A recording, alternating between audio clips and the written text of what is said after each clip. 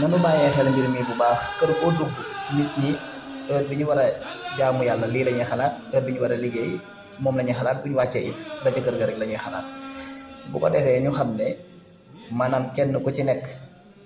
ci muy waa kër gi ak koo xam ne dañ koo fas soxna mu ñëw ci biir kër gi maanaam mbaax nekkul kii ya ko war a def bàyyi kii ndax nit dafa am lu ñuy wax limite d'effort mooy fii la samay effort mën a yem kenn ku ci nekk dafa am ay àq am ay yeleef ndax ñëpp nit lañ moo tax bu ñu jàpp ne ki sëy si ci kër gi moom rek moo war a def lu baax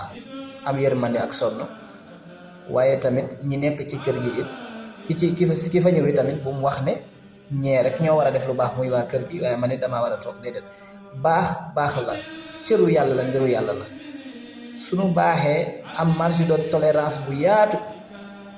bët bi ñuy xoolee dana gën a am